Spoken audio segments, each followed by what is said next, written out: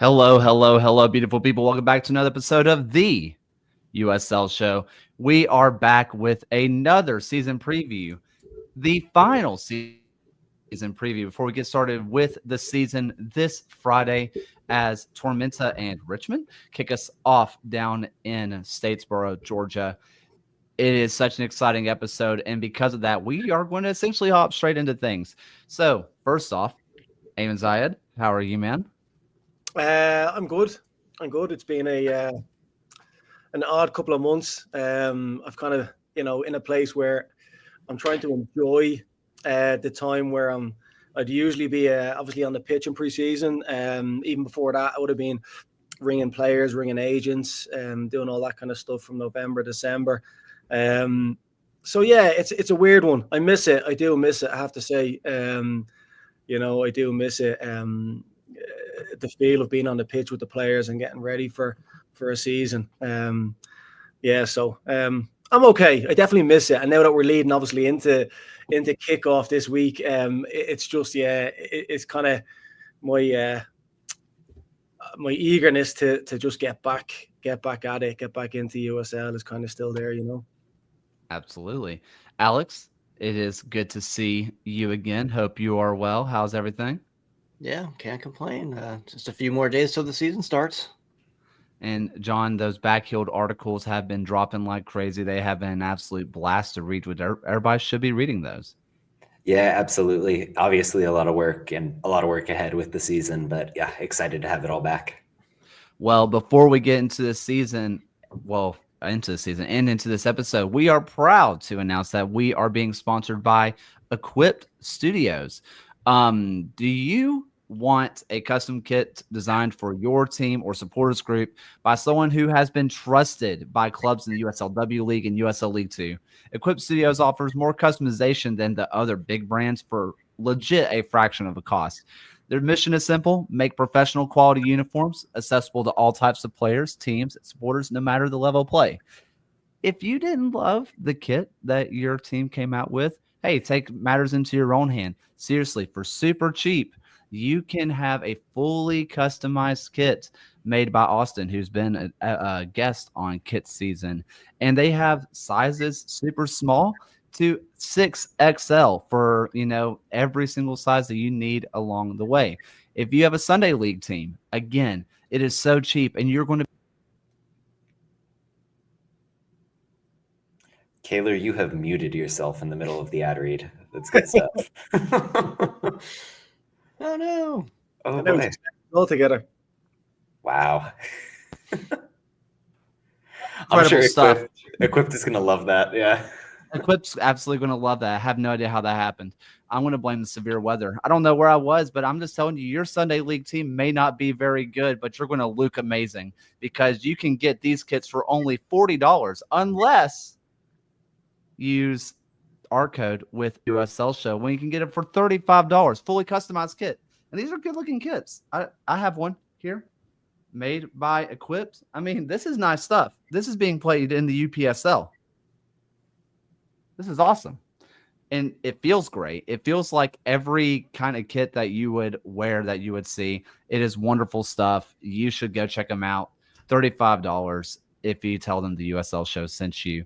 And after that absolute shambolic introduction of a sponsorship, let's go ahead and get into something that will not be shambolic, which is the USL League One season. So we are here, and we are going to have the top of our table go to the absolute bottom of the table. And we are going to start off with Union Omaha. And then in second place, we have Westchester. Third place, we have Spokane Velocity. In fourth place, we have Greenville Triumph. In fifth, we have Ward Madison, One Knox, South Georgia Tormenta, and AV Alta. In ninth, going all the way down to 14th, we have Portland, Hearts of Pine, Richmond Kickers, FC Naples, Charlotte Independence, Texoma FC, and Chattanooga Red Wolves. That is our top to bottom. Our order. We are going to start with the fans ranking and our personal ranking. At number one, your defending champions, Union Omaha. Alex, who did they gain? Who did they lose? Union Omaha, they lost very significantly. Pedro Dolabella and Steven Dos Santos, their top scorers. but they have brought in some fairly worthy replacements. They brought in Brent Common and to play center back. He'll be replacing Luca Mastrantonio, who moved on to AV Alta. Common has significant MLS experience. He's from Omaha, so that should be I think that should be a good addition for the team and the fans. They brought in Mahidi Orami from Chattanooga FC, who scored pull up my thing again. I think it was 12 goals, but that's just off the dome. Yes, scored 12 goals for Chattanooga FC last season. So he's definitely one of the big players to watch for Omaha. They retained significantly Lagos Kunga, Gomez, Ostrom, Max Schneider, Joe Gallardo. That's a huge one. He's one of the best midfielders in the league. It was along with Blake Malone, Marco Milanese, and Rashid Nuhu in goal. Eamon, we're going to go ahead and start with you. This is a team that has been consistent since day one. Yeah. They continue to be just amazing. Even 2 years ago, when they were off to the worst start in club history, they go on to win the Players' Shield because that's what they do. But they've lost amazing players like Dolabella, like we mentioned, other players as well. Do you think that they are still the cream of the crop when it comes to League One? So there's a couple of things when I look at that, right? So yes, they are. They for me, they've been the best team in USL League One, hands down over the last 3-4 years since whenever it was 2020 when they joined in the league. Obviously Greenville have kind of given them a run for the money in terms of that regard, but I still think Omaha are the number one team. It's just in their DNA to win. I don't know what goes on behind the scenes. Between the coach, the owner, general manager, whoever it is that helps put all this team together. But it's just in their DNA to win. Obviously, they were excellent over the last couple of years. They really were. I do think, maybe statistically, John will step in maybe and say last season's championship regular season win was better than the year before, but I do think their 2023 squad, I do feel, was stronger. When we played against them in 2023, I do think it was a tougher. Look, they were excellent last year. Don't get me wrong; they're the champions. But I just felt the 2023 squad, they lost a couple of players that were massive for them. JP Scarce was one that kind of comes to mind, and Connor Doyle in the midfield. Look, last year they were phenomenal. I know you have them there at number one. I think for me they're going to be top three. I think Dom is the best coach in USL League One. As of now, I think there's some excellent coaches in USL League One, but Dom has proved that he's been the best coach for the last couple of years. I think the loss of Dolabella, when I look at them last season and coming into this season, I think Dolabella was, he was excellent. He was one of their main players. He was an absolute pest to play against when we played against him. He came up big, so many moments, so many games. I don't know, John, again, statistically, how many points did Dolabella single-handedly score in terms of game winners or games that were tied. I don't know. Last season, I remember there was a point they started off maybe not so strong.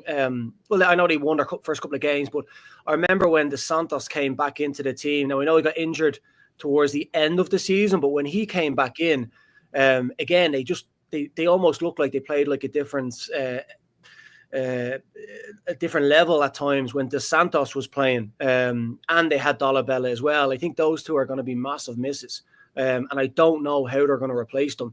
I look at, maybe playing second fiddle, if you like, to Dolabella and Dos Santos in terms of Zico Lewis. Rodriguez came in and he had a really good month, 2 months, I think May, June, or maybe it was April, May, I can't remember. I know we got 2 against us in the Jaegermeister Cup when we played against them, but Rodriguez came in you know, and Zico Lewis came in and had big moments as well.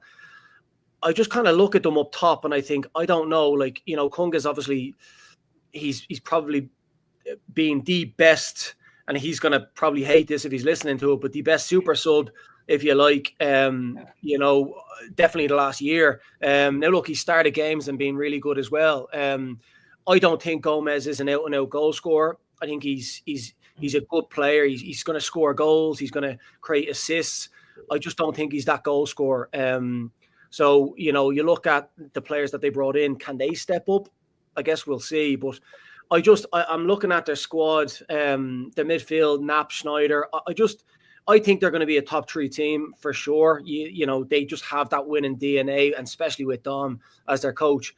I don't have them as an out and out front runner this year. I don't. I just think the players that I just mentioned, I just think they're too big of a miss. And I don't know how they're going to replace them. And I don't see a replacement. When I'm just looking at that right now, I don't see replacements there. Yeah, there's a lot of potential there. But it's that those are 2 big shoes to fill. Alex, we know that there is a big signing on the way for you, or at least I think it's a big signing on the way for Union Omaha, and that should be released sometime soon. But there are big shoes to fill here. And, you know, I think for me, what I am looking at is, and his name scares me, Mastrotonio. You got it. If it's a long name, freaks me out. And, you know, like when you look at the base of that center back trio, I mean, you trust Nuhu to save anything that ends up to him, but Mastrotonio was amazing. Do we have worries in the back line too? I think this back line, you know, Common, he's 35, 34, 35. You know, if he's healthy to play, like, you know, he's going to I think he'll be a big impact. And I think I have faith in Blake Malone and Marco Milanese to keep a good back line there. As far as depth, you've got Josh Ramsey and Anderson Holt, 2 much younger players. So I don't know much about, you know, if they're able to step up in there. Anybody else know much about them? I talked to Dom at one point for a piece last season, and he couldn't have had more positive things to say about Holt in particular. Really thinks he's up to it physically, so wouldn't be surprised to see him in the minutes this season. Okay. Yeah, I agree. So I do agree. Master Antonio, I think, was a massive player for them last year. I really do think he was a big player for them. I do think they're going to miss him. But then you can make the valid point that Kalman is a step up. He's had a fantastic career, and I'm sure he's not coming to just, you know, play it out. I'm sure he's coming to win and do well for Omaha. So, I mean, I guess that's a really good replacement. But no, again, I wouldn't personally. Again, if I'm looking at this team and I'm coaching against this team, you know, they're solid at the back. Blake Malone, I thought was, you know, if he can keep that consistency at times, I think he's excellent. Has all the attributes to be a top player. Nuhu, look, one of the best goalkeepers, absolutely. I just look at Schneider. I do think Max Schneider is excellent. You know, to get him, you know, for the whole season, I think is excellent. I don't know, like in terms of that midfield depth, I do think, I don't know, Kayla, you said they might have a big signing coming along. I did hear a player that might be going there that can definitely slot into the midfield. I think we're talking about different names here because they've got 2 big signings on the way. But well, one that I'm familiar with, that I feel I was told that he's going there, and I think for me, I think he's excellent. I think he would absolutely bring that team up if he does go there. Are we, you know, John, Kayla, are you talking about a striker that might be going there? I've not heard of a striker, but Kayla, you feel free to. Has played striker, but more of a wider area player. Okay. See that again, I really do worry about that forward line. I'm looking at it, you know, as I said, Dolabella, DeSantos, absolutely 10 to 15 or more goals. I just don't know who's going to get the goals there. And I think that's where they might struggle the most. I think everywhere else they are going to be solid and up there with the best teams in the league. I just think there's better frontline units in the league with different teams, and I just don't know if that's where they're going to fall down. But again, Umri, I'm going to butcher that name. The past, I looked him up. The past doesn't tell me he's an out-and-out goal scorer, but maybe he comes up trumps and gets that, because if you look at Omaha throughout the years, they've always had strikers that score goals. Yeah. And that for me is the biggest worry, just looking at what they have so far. John, before we move on to our number 2, you put out some out recently about Kunga, how you think he is the best dribbler in all of the USL. But is that enough to score goals? It's going to create chances, no doubt. But can he turn that into assists or goals to really provide for a Gomez or a Quarry? I think a lot of it is about the give and take relationship. Like, he was so good because Dos Santos was making the runs to give him space. Dolabella had that gravity coming out of the midfield, or whether he was playing in the half space, that opened up Kunga in that way. Obviously a talented player, somebody who's very good at the self-creation aspects of the game. I worry, given the state of the roster, given everything we've talked about, that maybe it allows defenses to kind of focus in on what makes him so good. But absolutely, and speaking to what Eamon said as well, like the super sub aspect, if that's how you're weaponizing him, I think that's the best way to get Lagus Kunga making an impact when it counts in matches. Well, unless anybody has any final thoughts, let's go ahead and go on to our number 2 team, who is Westchester. Now, this has been divisive when this came out, because some people are preparing for them to be Lexington 2.0 with all the flashy signs. Can they put them together? Alex, they haven't lost anybody. So do you mind giving us just basically the prepared starting 11 for this team?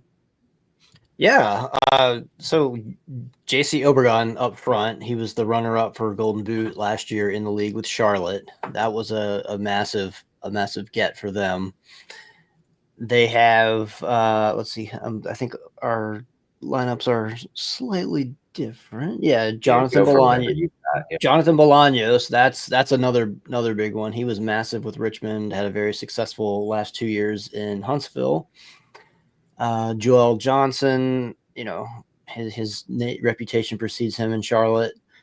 Let's see, we got the Dutch duo there. I don't know very much about them. It was kind of hard to dig up more on them. Was that Bowman and Guzan? And then was that Connor McGlenn? Yeah. Is that right? Yeah. Noah Powder is on the team. Do you have him listed? I've got him as right wing. He's going to play anywhere on the right. We know he can basically play wherever you need him. And his brother is on the team as well. Samurai Powder. Who else do you? Kamar Lawrence. Stephen Payne. Stephen Payne on the right from Madison. That's another big one. And then we're gonna have Dane Jaegermeister in goal on loan from Loudon. First off, I just want to throw it out there. I love the Jaegermeister loan. I think he is class. You just love those Loudon goalies, man. I really do. They're always so good because they were always just being peppered with shots constantly.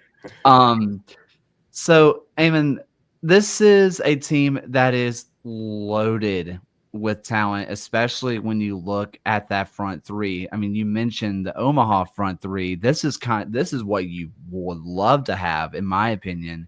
But my question for you is, how hard is it to be the expansion team? Like, how hard is it to build a culture from this, like, day one? Yeah, look, it's really difficult, and it does take time. I mean, even the success stories of, you look last year, USL Championship with Rhode Island, obviously was a success story. But it took them, I remember at the start of the season, results were, up and down. It took them kind of second half of the season to figure things out. you know. So it does take time. It does take time for the players and the chemistry to gel. Look, obviously the coach Dave Carton, I know him well enough. But again, I know him as Dave when he was an assistant coach. He also done a lot with the academies in Charlotte as well. So stepping from an assistant coach into the head coaching position, it can be easy for some, and some may not. Some may struggle. So that's a question mark, obviously with a brand new franchise as well. But when you put all those players together, you can make an argument that group of players are the best on paper. You could easily, just like you did last year, just like we all did kind of look last year with Lexington, make an argument that on paper that was the strongest team. But again, it doesn't always work like that. You know, you have, I mean, for instance, I'm just looking at this team and looking at what you have up there. Now, I think from what I'm told, Noah Powder is going to be looked at as a left back. Interesting. Okay. That's also where I had him. Yeah, I looked at his brother now, and his brother was sent to me by an agent last year, and I actually spoke to Noah about his brother as a striker. You know, he was a forward player, so that might flip around there.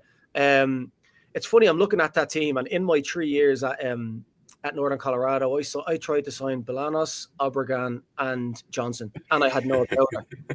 So look, it is a really strong front three. And just to throw another one into the mix, I know a player that was training with Westchester. He didn't end up signing, but he was training with Westchester. And I asked him after how he got on and what did the team look like. And his opinion, and we're talking about somebody that's been in League One for he knows League One. Let's just say that. He knows USL League One as well as anybody else. His opinion was that they are the strongest team in USL League One. And he thinks that that striker there, I'm assuming it's Blomstein, yeah. Blomstein, yeah. He told me, and this player's a forward, by the way, as well. He told me that he thinks he's going to be the Golden Boot this year.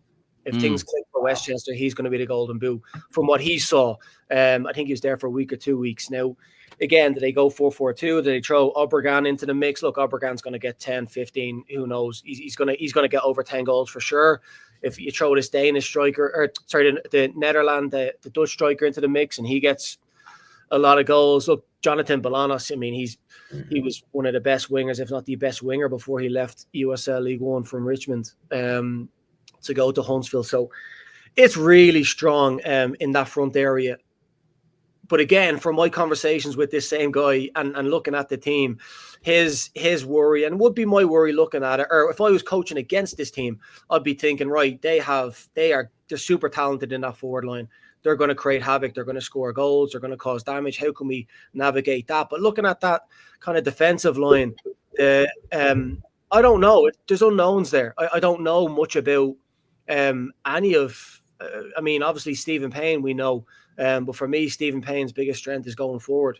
You know, again, creating stuff. So I would be looking at that team thinking, can we get at them? How strong are they?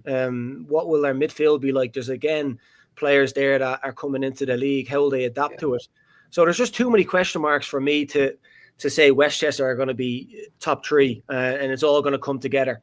Do I think they're going to make the playoffs? 100%. I really do. I don't. I think the difference between them and Lexington was you have a coach who knows USL League One. Darren Powell obviously knows a lot, USL Championship, MLS Next, but it was his first time in USL League One.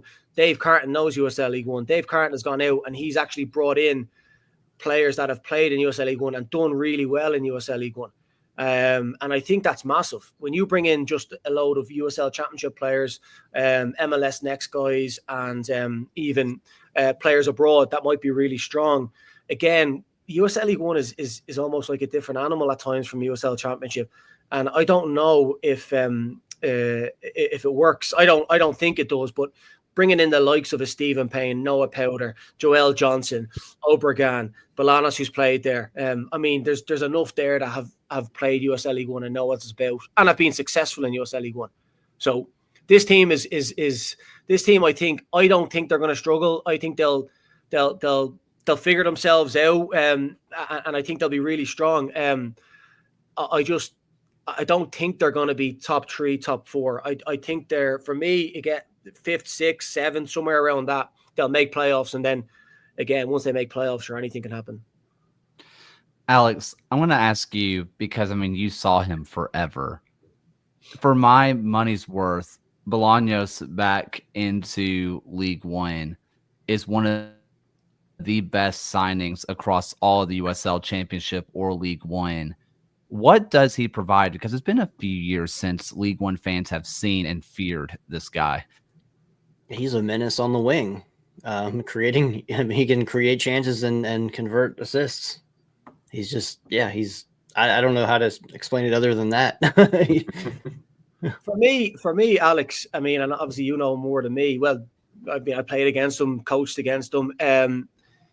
For me, the biggest thing that he brings, and you saw from his first couple of years to his last year before he departed Richmond, was, and I actually looked at him and looked at maybe even bringing him in on loan from Huntsville, but he's effective, man. Goals, assists, like, he is a winger. Yes, he's quick, he's tricky, but he is effective. Like, his goals and his assists, the numbers there are really, really good, really good.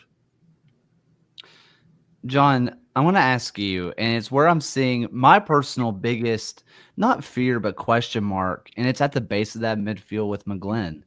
We saw what he was in Hartford and then what he was in Rhode Island, which is not much. And was that his fault? Not really. It was a talented roster.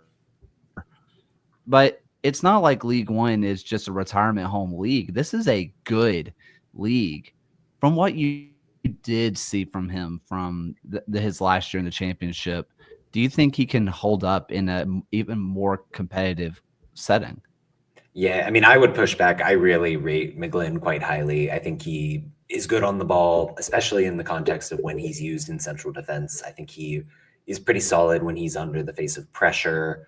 In the defensive midfield, good about setting the tempo. He's somebody that, depending on whether Rishi Tete and Andrew Jean-Baptiste can find their chemistry at the back, you could easily see him slotting into the defensive line and just being the stability guy who knows the USL, who's been experienced as a starter in recent memory. I think Rhode Island and the way that Kano set that team up just because it kind of wasn't set up for McGlynn to succeed. And especially when the midfield 3 really cemented itself so strongly from the get-go. Yeah, he's somebody who I think is fantastic. And if there's a question mark for me, it's not McGlynn. It's kind of everything else that's going on in that back half. Gotcha. Any final thoughts before we go on to team number 3? All right. Team number 3 is Spokane Velocity. You can't see the rest of their name because they just refuse to put something in the middle that you can actually see. Or because you chose the logo with the black text, but yeah. What am I supposed to do? The white text wasn't available on Wikipedia. Listen, I do what I do. Look, this is a team that got hot and made it to the final. Alex, who did they lose? And when I'm looking at this, more importantly, who did they gain? So this is a team that I would rate as being 100% improved from last year based on the departing players and who they were replaced with. Departing was Elijah Amidin, Josh Doling, Grayson DuPont, Ezreal Gonzalez, Morgan Hackworth, Amit Longmire, Ariel Mumba, Luke Merrill, Rojas, Joe Schmidt, Komarni Smith, and then Brooks Thompson and Peter Swinkles. Inbound. In replacement for these players, we have announced today Siobhan John Brown from Central Valley Fuego. We have Nil Vinyals from Richmond, breaks my heart. And then David Garcia from Northern Colorado and Lucky Opara from Northern Colorado, along with, I can't remember his first name, Nico Brett from Memphis. Marky Hernandez from Northern Colorado. So this is like, Northern Colorado Part 2, it seems like. Yeah. Yeah. I mean, I would push back. I really rate McGlynn quite highly. I think he is good on the ball, especially in the context of when he's used in central defense. I think he is somebody that, depending on whether Rishi Tete and Andrew Jean-Baptiste can find their chemistry at the back, you could easily see him slotting into the defensive line and just being the stability guy who knows the USL, who's been experienced as a starter in recent memory. I think Rhode Island and the way that Kano set that team up just kind of everything else that's going on in that back half. Eamon. yeah. Oh, sorry. Go ahead, Alex. No, go ahead. Okay, Eamon. This was a team last year that they were really bad at towards the end half, and then they got really, really good. Right? Like they figured it out defensively. My question really, because you see the attacking side, you see Vinyals, you see Lewis, you see Baptiste, who was also announced today, you see Brett, you see Louis Hill. You believe in that. But was the defensive solidity real, or was that just a team getting hot at the right time? Look, my opinion was and is it was their coach Lee. Look, I have a really good relationship with Lee Weidman. I think he's up there with Dom as 100%.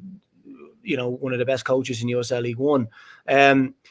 I spoke to Lee, you know, after our game and going into, you know, the final as well. We spoke, and even after that, he reluctantly, and I say reluctantly because he didn't want to, he changed his tactics. So we had played them twice, I think in the space of around 6 weeks before we actually ended up playing them in the playoff quarterfinal. And it was quite comfortable for us against them in terms of look, they were tight games, but I noticed I think it was the last game we played them right before we got to the playoffs. We beat them 1-0. It was a much tighter affair, but I remember thinking after the game, well, he's changed things up here. He's obviously worked on something here to try and solidify their defense and be hard to beat. And we did. We struggled to break them down. We finally got the goal, but we struggled. And he brought that into the playoffs. They were, especially, you know, us, they were defensively, it was, and I analysed Spokane. We played them 5 times. I must have known them inside out by the time we played them in the playoffs. It was their best defensive performance. And then they might have even bettered it in the semi-final when they played Madison. They were excellent. You know, they didn't give us anything. And you looked at us and I guess Madison as maybe 2 of the best attacking teams last year. And neither of us could break them down in the playoffs. And for me, it was down to the coach and the players buying into the coach and his tactics and what he wanted to do. Now this year, I have no doubt he's definitely probably going to want to go back to express himself as a coach. You know, and not just bunker in and defend like they did kind of in the playoffs. They're going to want to go out and play. And he is a coach that likes to play, be expansive, move the ball through the thirds.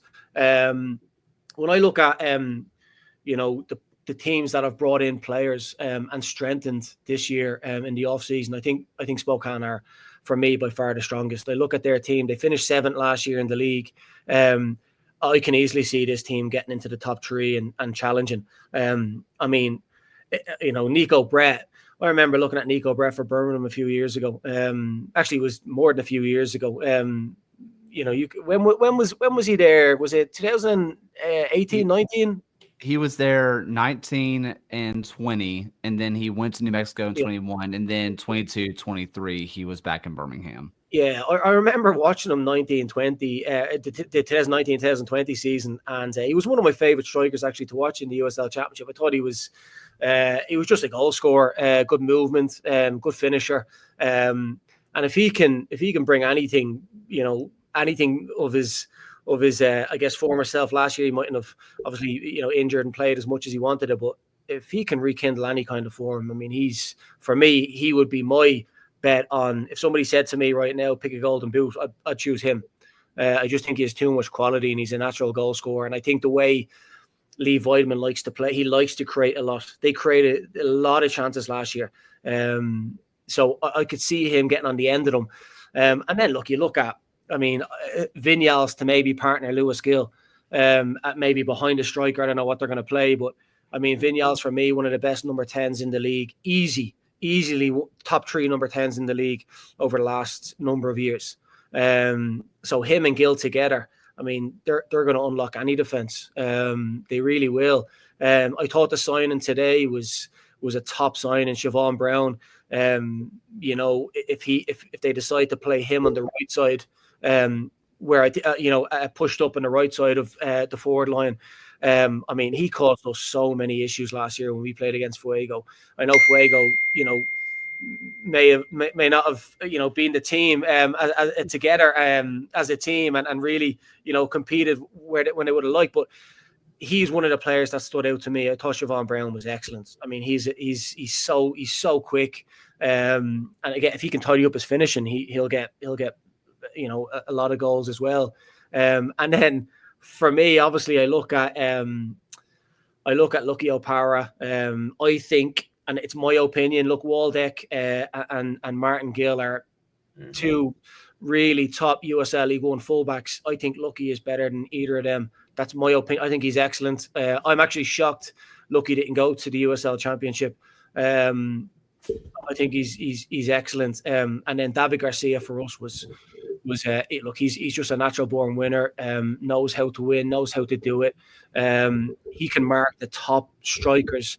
You look at maybe that team going up against Westchester. Well, David Garcia, he's one of the best defenders at actually marking.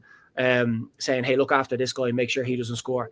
He likes the challenge. It's like he gets excited and motivated by the challenge of playing against top strikers. So I think they've strengthened everywhere. Maybe they would have liked to have brought in somebody to compete against Marancio, because you do look at Brooke Thompson who overtook that position. Again, I think he was a big part in terms of why they ended up so well. So you might look at that, but other than that, I think they're an excellent squad. Excellent squad all over. They're strong, and I think they've one of the best coaches in the league. So I can easily see this team for me, top 3 team for sure. Also, I think I accidentally said Jean Baptiste earlier instead of John Brown. We just talked about Jean Baptiste, so my brain was just in weird places.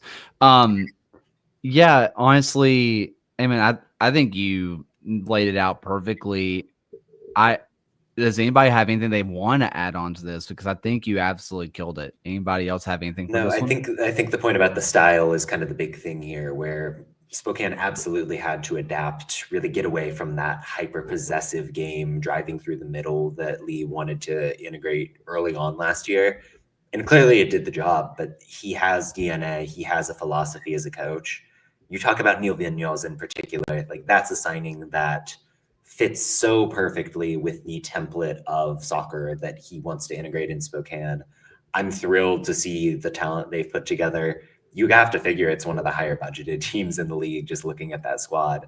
But yeah, for me, they're the favorite. I think looking at the shape of the league in general, Spokane feels like the strongest, the team with the maybe clearest vision as well. Yeah, this is the team that got a taste, and they're all in. Yeah, my only thing tactically there, John, with is for me, again, you go back to the styles, and again, I really do think that Lee Vyman, I know he's from speaking to him again, I know him so well, he has a style that he wants to play, and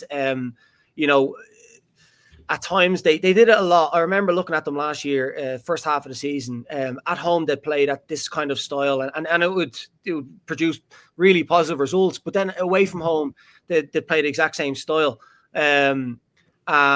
I look at that team, and the only it's not even a question mark. It's just transitions. Will they get caught in transition? But I do think. I would have harped into Lucky O'Para and David Garcia. I mean, that was one of the things we worked on, non-stop transitions to defend and making sure we stifle them. So again, and they're both quick and clever enough players that I'm sure they can they'll help with that regard. But that's it. The transitions to defend with that team. But yeah, they're so well coached and they've such a good team all over. I mean, you can't not look at this team and say they're going to really challenge, to be honest. Final thoughts? All right. Let's go ahead and go up to the upstate and go to the 4th ranked team, according to us and the fans, which is the Greenville Triumph. Alex, they had some really popular players leave, but they have brought in some fantastic replacements for them. Yeah, Greenville finished 4th. Is predicted for 4th this year, 4-4-4. Greenville lost Liam McKinnon, Golden Boot winner, went to Orange County. We all knew that was going to happen. They also lost right midfielder Hayden Anderson, who signed in Richmond, along with defenders, Jamie Smith, Daniel Wu, Nate Schultz, and several other. Christian Garner did he go to Charleston? Yes, Goalkeeper. he did. Yeah. Brought in basically two of three Chattanooga's top scorers in Rapapa Mensah and Siobhan Marsh, along with, let's see, we've got Zane Bubb from Tampa Bay, Anthony Patty from Lexington, DJ Benton from Knoxville, who was very underutilized there. And then they brought in Michael Gonzalez, a striker from Monterey Bay, as well as some college players. Cool. Listen, there's a lot of places I want to go with this team. Benton is a guy that I love, UAB guy, so I really got to really appreciate him. But there's a lot of players here. I mean, I'm going to just kind of shout him out real quick because I know he's going to listen to this park. Coach Ward down in Greenville cannot stop talk how positive he thinks of Chapa Herrera. Like, he's a great player. But, Eamon, the question is how are they going to replace McKinnon? And have they? I think they've done a good job. Listen, Marsh and Mensah are absolutely two strikers, two forwards who'll get over 10 goals. Like they are 100%. When you look at players, you look at strikers, you look, can we bring in somebody that can get 10 plus goals? Is there any guarantee in that? Like Marsh and Mensah is almost guaranteed. Now, I don't know how much game time and will they mix and match or will they both play, but they certainly can definitely help the loss of McKinnon. I think Leo Castro's one of the best strikers in the league. I think when Greenville don't have Leo Castro playing, I think they're a different team. He is an absolute handful, especially when he's at it. Obviously, he's obviously older than a lot of players. So when you get older, sometimes you have an off day, and when he has an off day, all right. But when he's on it, Leo Castro is one of the best strikers in the league. I think he's proved it as well. In terms of the goals to games ratio over the last couple of years. But no, I do think that on the forward line, I think they're loaded. I really do. I think, I agree. I think Chapa Herrera is excellent. I really do. I think Evan Lee, when he played, I remember when he first played in midfield, or when I first saw him play in midfield, I wasn't sure. I was thinking he's centre back on in midfield. I wasn't quite sure, but I think he does an excellent job as that six, just covering, for the other players as well that want to go forward. Really like the Benton signing. So for me, looking at this team, and they always bring in a college player, just like Sikowski. They always bring in a college player that just produces. I think just down towards Carolina, they just produce college players in those universities down there. So I'm sure there's going to be a couple of names that step up, but I think Greenville have gotten stronger. I do think, I think Jamie Smith for me was their best defender last year. I really liked them. I think that's a big miss for them. And I actually really like Schultz. I thought he was an excellent right back. I really did. But I think all around, I think that's a stronger squad than they had last year. So I definitely think, I don't know what I had them at. I think I had them at fifth. But fourth, fifth, I can see it. I think they're stronger than they were last year, to be honest. Who has some thoughts they want to follow up on? John, Alex? I'm looking for a breakout year from Ben Zakowski. I think this is going to be his breakout year. He as just a rookie last year and had so many minutes, and look out for that one. Along with Rodrigo Robes and Pascal Corvino, I think it's time for them to step up and take on the next generation of this team. The staff there is really high on Corvino as well. The flexibility he has, they kind of used him as this like tucked in right winger quite often late in the season last year. And it took him 20 games to really get into the rotation, but he was solid when he did. There's also some hype about Agakua in the back line. He's the college kid, I want to say, from Clemson, can play as the six or a center back. Furman. Furman. Okay, close enough. Well, he's barely moving then, but yeah, he seems like somebody who's going to be getting some minutes for them.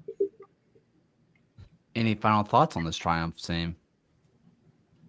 They're gonna, they're gonna compete like they always do.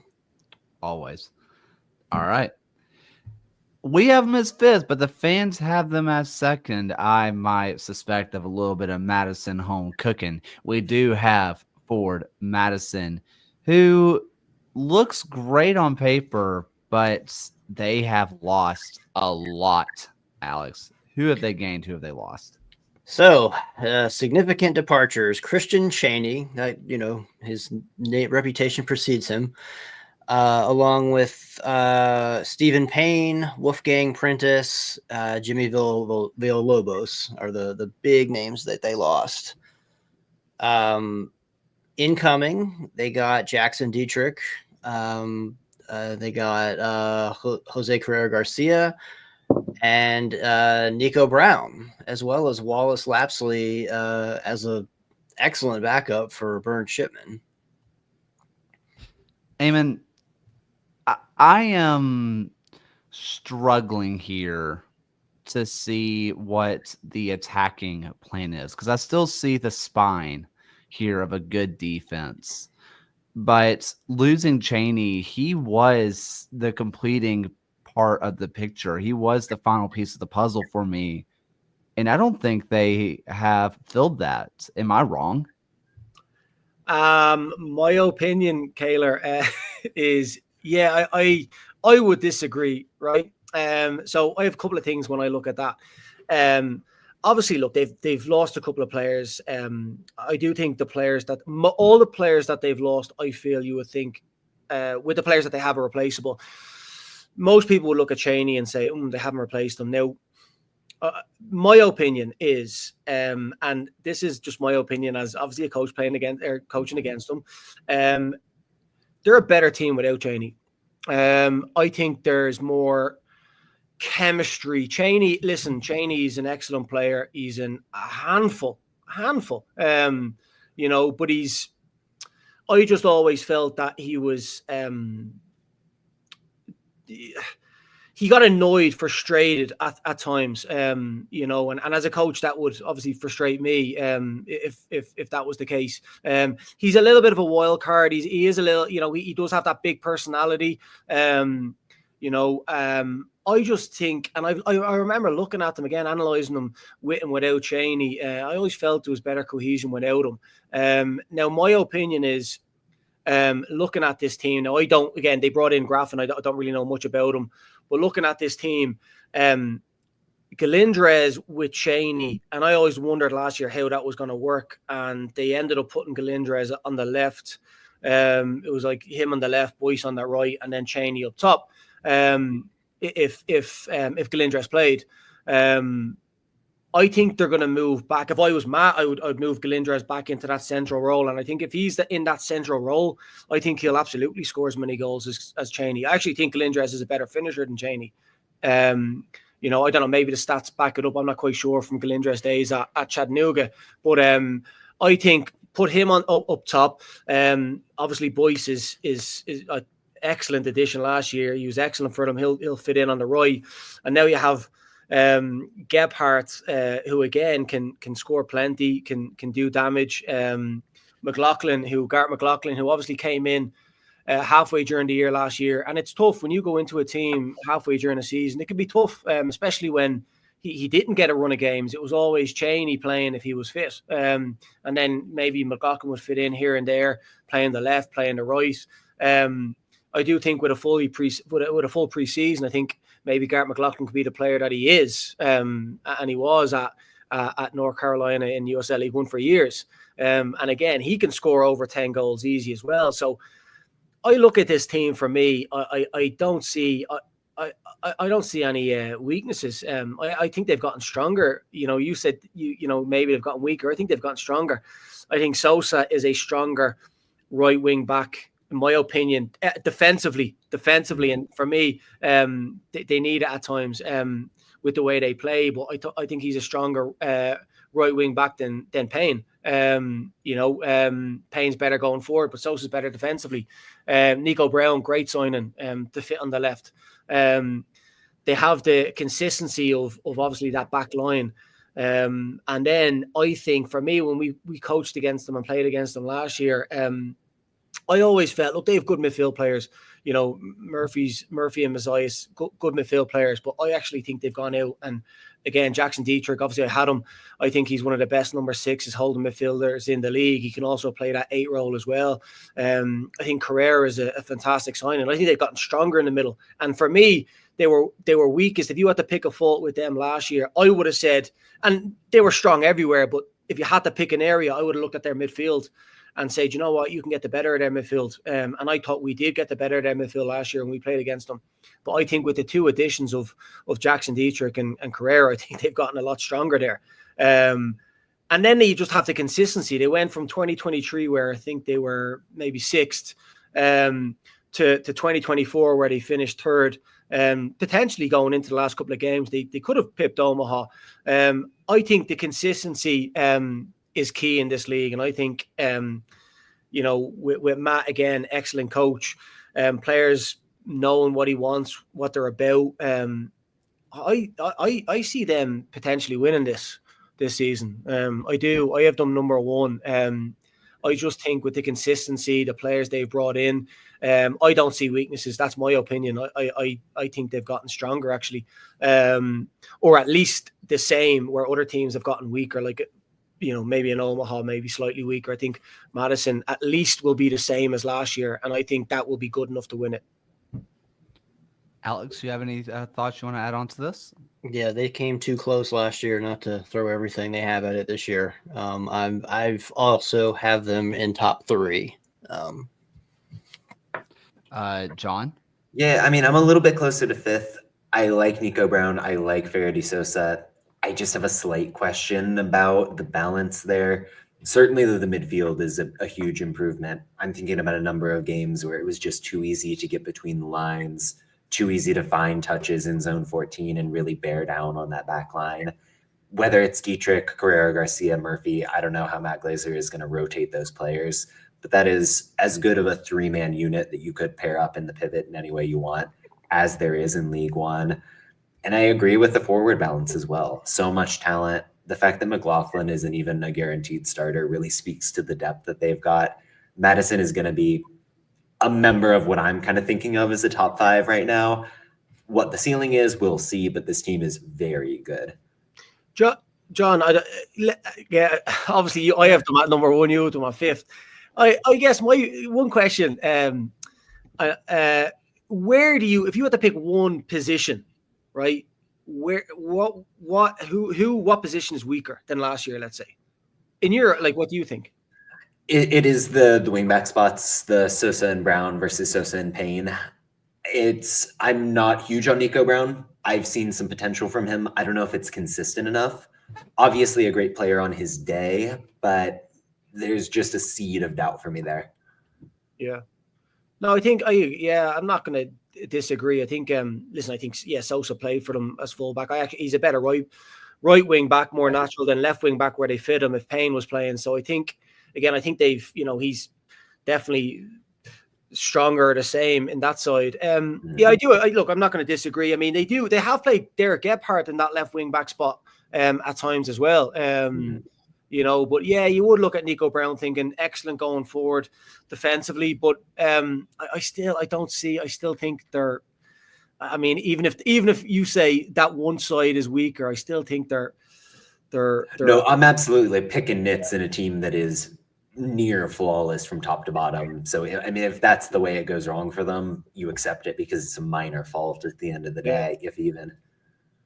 I also want to throw out here that when we got all these Google forms, that the top 5 was exactly the same. Everybody had the same top 5, but almost nobody had the same order of the top 5. So there seems to be a consensus 1 through 5, maybe someone else in the top 5 along the way. But except for one team, everybody was the same. We'll get to that one team very, very soon, of course. Anybody, any final thoughts on the Ford Madison? Okay, here is that team. One Knox. This is the team that beat out another team that was talked about in this top 5, where they had an amazing defense, but they had a bit of an interesting season with coaches and all that kind of jazz. This is a team that has stayed the same, if not got better. Alex, who they gain, who they lose? Yeah, there weren't too many big surprises on who they lost. Kingsford Ajay, Rich Ballard, DJ Benton, Castro, Jalen Chrysler was probably the biggest one. Charlie Matchell, Innocent Natucci, Sean O'Hearn, Frank Ross, and Jessen van der Bloegem. They've only brought in a few new players here. Babacar Dine, Kamarni Smith, and the offense. And the obvious question is, are they the answers to the offensive problems, bringing them in alongside Kempis Tequila and Zara Costas? I have questions there. Eamon, let's just go straight to you with those questions. Did they fix their attacking problem? Yeah, I think they did. So look, Tequila was obviously excellent for them last year. Look, I can speak on Mark Doyle. I tried to sign him. I tried to sign him in the start of 2023. Actually, no, the start of 2022, I tried to sign him. And then I actually thought I had a contract agreed with him in 2024. And then he told me that Rhode Island kind of came in from nowhere and took him. Look, he didn't have a great time in Rhode Island. There's no, you look at the stats. He didn't really. I know he went in. He wasn't fit. He was carrying an injury. Then he was kind of playing second fiddle behind some really strong attacking talent in Rhode Island.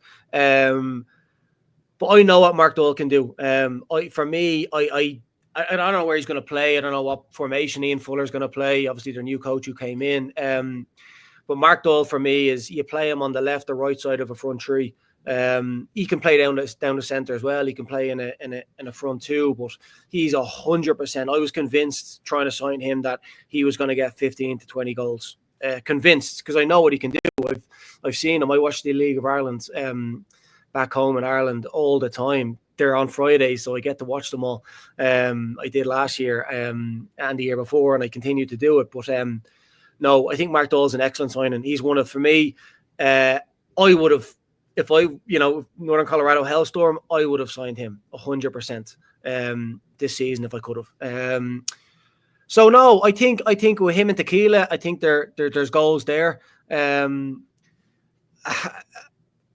I don't know. For me, the big question mark is obviously Ian Fuller, who I know actually quite well. But how is he going to be coming into USL League One? Look, he's been in the MLS for 8-9 years. Before that, USL Championship. Mm-hmm. USL League One, again, I keep saying it's unique, it's different, and it's not just as straightforward as coming in from an MLS system where you're now resources are completely different. So I would have question marks over how is he going to how will he do? I'm going to assume he's going to do well because I actually have them higher than 6th in my kind of rankings. But no, I think, again, for me, the big word, and I think people kind of overlook it, is consistency. And that's why I had Madison at number 1. I just think there's the consistency there in Knoxville throughout the team. And I think that will take them to a higher ranking. I think they'll do really well this year. I really do. My only question mark again is the coach, his system, his tactics adapting to USL League One. Not that he's I know he's an excellent coach, but coming into USL League One and not knowing anything about it, how will he do? That's the only question mark I have in Knoxville, but I think they're really strong. Alex, any thoughts? How did you break their defense last year? You had a 5-1 victory, their biggest loss. So, transitions. Again, they were a team that, again, it's funny. Glad you asked me that, because it's funny. We played against them. We obviously analysed them, and yes, they were strong at the back, but they like to possess. They like to play through the thirds. They didn't have any pace up front last year. There was nobody that was going to threaten him behind. So they always wanted to play true, and they'd be playing true. Like, you know, Skelton would have the ball on the halfway line trying to play true. And we knew that once we pinched that ball, you know, Bruno Rendon, Ethan Horde, we absolutely destroyed them in transitions. So we took advantage of Knoxville a lot in transitions. I thought they were really weak last year in transitions. Once they got into their shape, and when they came to play against us after that 5-1 game, they completely changed their tactics. They dropped into this low block. Now, we eventually broke them down at home, and we beat them. I think the following game we beat them was 2-1, I think, at home. And then I remember going to Knoxville for the last of the series, and I had all, you know, how we were going to set up, how we were going to play, and they shocked me. They just let us have the ball. They didn't press. They dropped off. And that shocked me because usually at home they want to dictate and possess. And we huffed and puffed, just couldn't break them down, and they beat us. So transitions, Alex, transitions. They were when they came out of their shell, out of their block, they were poor in transitions. They didn't have much pace. So again, that would be something looking at that team. How are they going to play? Are they going to have the same issue? You know, because if I was playing against them, I'd be looking at Richie, great going forward. You know, Thomas on the other side. But again, transitions, they're susceptible. John? Yeah, I mean, you think about the pace thing. I wonder if it won't end up being like a 4-2-3-1. You get Kamarni Smith on the wing. There's a guy who, as much as he couldn't score for his life in Spokane, he's got the speed out wide. I think some of the fullbacks are interesting if you use them in a system that's a little bit more open. I think, it was a difficult coaching situation for sure, especially in the back half of the year for Knoxville. But you look at the talent, you think about Doyle, you think about Abel Caputo coming in. There's a lot to work with here to push this team up the table. So excited to see how they look at a bare minimum. Any final thoughts on this team? No, I was just going to say to that point, yeah, I don't think this is going to be their shape. I think they're going to change their shape, and that might a complete kind of, I talk about consistency, but it might be just a complete kind of different outlook in terms of how they play, and then again, how will the players adapt to that new coach and his philosophy. So question marks there, but I do think they're strong on paper for sure, and I do think they have the consistency of the players together that know each other. So again, for me, yeah, absolutely top 6 finish. All right, next team, where the fans hate them, but I kind of love them. Our 7th ranked team is South Georgia Tormenta. They have changed a lot, Alex. Who they've lost, who they brought in.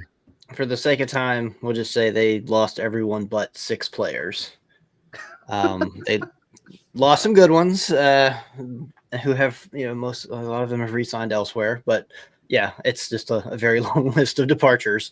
But let's talk about who they brought in, namely Austin Pack, probably the biggest splash of goalkeeper signings that we've seen in the league. They have Gabriel Alves from Rhode Island. They brought in Prepolita from Chattanooga FC. They brought in Taylor Gray from Chattanooga FC. Brought in Perez from Chattanooga FC, and then brought back Gabriel Cabral.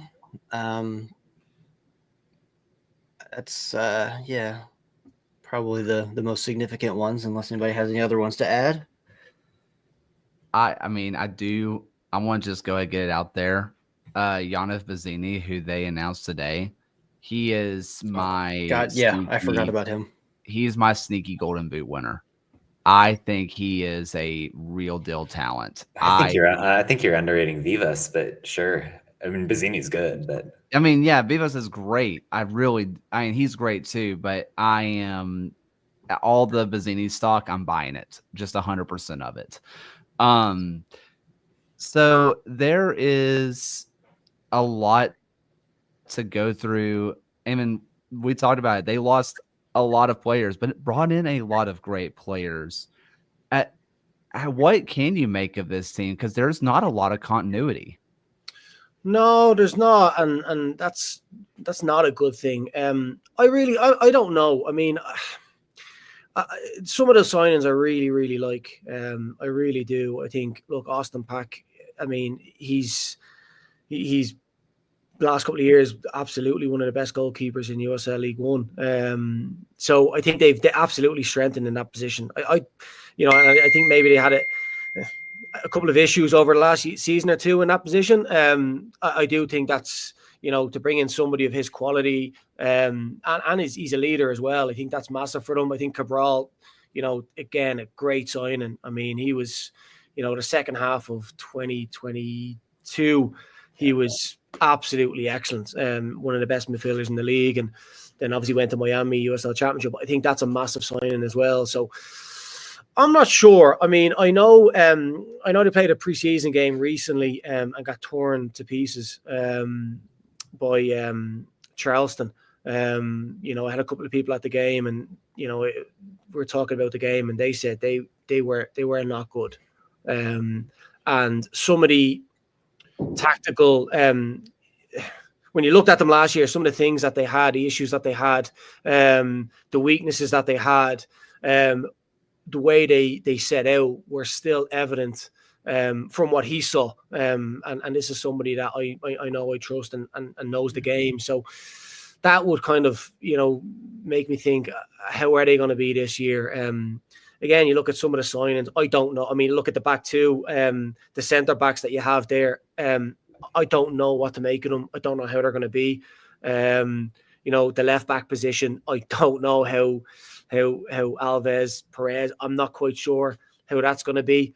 So I'm looking at that back line, the back kind of unit, and bar Austin Pack, I'm looking at it. I mean, Stretch was, he was decent for them as well last year, but I don't know how they're going to be. They do like to play. They like to possess.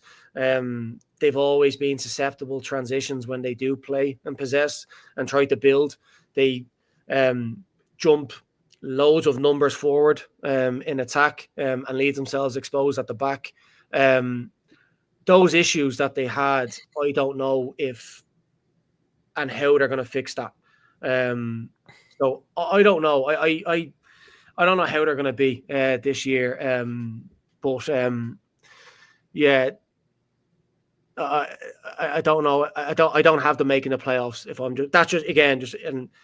we're all obviously having a guess at this. I don't have them making playoffs. Yeah, this is one of the teams that ever since their championship year, they have been kind of overrated a lot. Like, we kind of saw what they did their championship year, and we thought of them just as this superstar organization, but they haven't done it since. Alex, what do you make of this team? Cautiously optimistic. Yeah. I mean, like you said, they were able to do it in 2022. Ian Cameron, he hasn't been able. They haven't been able to do it the last 2 years, but he's been known to work that magic and throw together a roster of a bunch of newer players and pull together a successful team. So, wait and see, but cautiously optimistic. John? There's a lot of what ifs. Like, you look at someone like a Handwall Labuana, when he's fit, he's an excellent player, can play the 8, can play the 10, very powerful in the midfield, but he can't stay on the field. He never really has been able to at the pro level. I like Kasanzu. He showed some signs in San Diego, but again, somebody who's not really had the pro experience. Can Prepalita, can Taylor Gray come in from Next Pro and make a difference? If all of those answers are yes, I think Tormenta could be a team that pushes for possibly a home playoff game. But we put them 7th. The fans have them 11th for a reason. I like the vision that Ian Cameron has. I don't know if this squad is trustworthy in executing it fully. You're going to need Austin Pack to really perform above his level. And I mean, he's a great keeper for a reason. He's somebody who's important because he can make an average team look that much stronger. You can't rely on that year in and year out. Goalkeepers can vary quite a bit, even if they're some of the best. So I like Tormenta on paper. I'm worried that it might not pan out exactly how they're hoping. Final thoughts on this team? All right. Let's go ahead and go to the 8th ranked team, which is AV Alta. Alex, again, this is an expansion team, so there are no outs. That would be impressive. So who is your personal starting 11? My personal starting 11 for AV Alta would be, I've got up front, my butcher his name, Alarabe, Alexis Cerritos, and then flanked by Walmer Martinez and Miguel Ibarra, backed by Jimmy Villalobos and Robledo. Back line of Elijah Martin, Luca Mastrantonio, another one I'm going to butcher, Pelinov, and wingback Pajaro. With I guess I put Carlos Aviles in goal to start. Eamon, we've already had this expansion team talk. So why is this team rated so much lower than Westchester for us? Look, Westchester have some big names there. And again, on paper, they're potentially the strongest team in the league. Alta have some impressive names. I think they look good. But do they look as good as Westchester? I don't think so. I also, again, I'm going to go back to the coaching as well. Again, Dave Carton from Westchester knows USL League One. He's learned under one of the best coaches out there in Mike Jeffries. Brian Kleben, he's new to the league. He's not coached in USL before. So how is he going to adapt? What's he going to try and do? Does he understand the league? Because again, I can't stress understanding the league and the teams and the dynamic of it is vitally important, whether it's USL League One or USL Championship. So there's a question mark there. But again, look, for me, the names that stand out that I really like, I'm big on Javier Mariona. I'm big on him. I thought him and Siobhan Brown, for me, were the two standout players for Fuego, and young, still a lot of potential and a lot of growth there. But again, if I was a USL League One coach right now, he was a name that I had jotted down. So I really like him. Cerritos, look, I've tried to sign Cerritos. I've tried to sign him. I tried to take him on loan as well from Huntsville.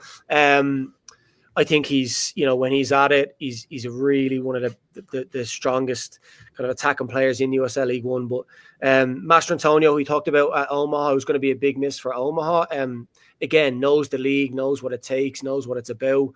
Apollon, who's been in the league as well. Aviez.